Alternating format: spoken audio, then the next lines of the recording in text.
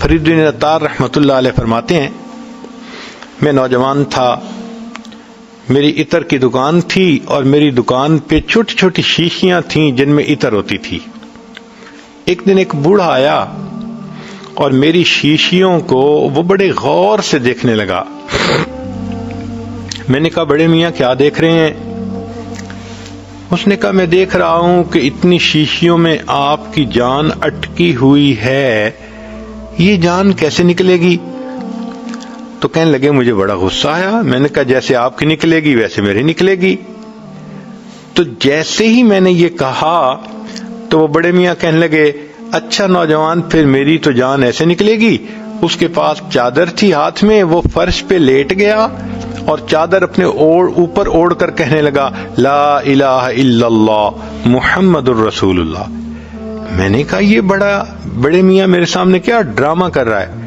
جب میں آگے ہوا اور دیکھا تو واقعی اس کی روح نکل چکی تھی۔ تو جن لوگوں نے موت کی تیاری کی ہوتی ہے ان کی پھر ایسے روح نکل جاتی ہے۔ چنانچہ ایک تھے ننھے میاں بھوپالی رحمت اللہ علیہ، بزرگوں میں سے تھے۔ چنانچہ ان کے بارے میں آتا ہے کہ جب ان پر موت کا وقت آیا تو بہت ان کے قریبی رشتہ دار ساتھ تھے، تو وہ بتا رہے تھے بھئی اب میرے دونوں پاؤں سے جان نکل گئی، بھئی میری دونوں ٹانگوں سے جان نکل گئی، اب میری رانوں سے جان نکل گئی، یہ خود بتا رہے تھے۔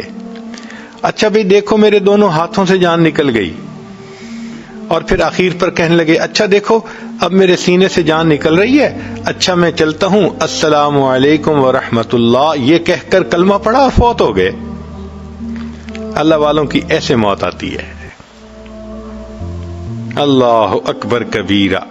ایک بزرگ تھے، ان کی بیٹی کا نام تھا حفصہ، وہ 3 سال کی تھی اور اپنے ابو سے بڑی اٹیچڈ تھی، بہت محبت کرتی تھی۔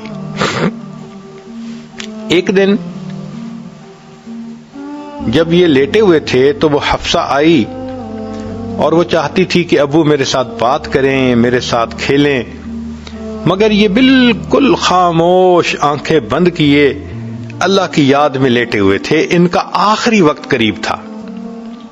وہ حفصہ آئی، جب اس نے دیکھا کہ ابو ریسپونڈ نہیں کر رہے تو وہ ان کے اوپر لیٹ گئی، اوپر چڑھ گئی، کبھی وہ ان کی آنکھیں کھولنے کی کوشش کرے، کبھی منہ کھولنے کی کوشش کرے، ابو آپ مجھ سے بات ہی نہیں کر رہے، میری بات ہی نہیں سن رہے، مجھے جواب کیوں نہیں دے رہے۔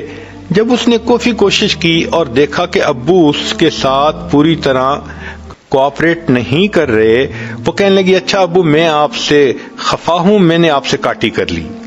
وہ چھوٹی بچی حفصہ اپنے والد سے ناراض ہو کے دوسرے کمرے میں چلی گئی اور اس نے جا کے رونا شروع کر دیا۔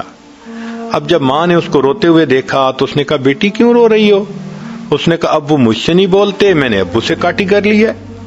اس نے کہا آؤ میں تمہیں لے جاتی ہوں، ابو سے تمہاری سلو کروا دیتی ہوں۔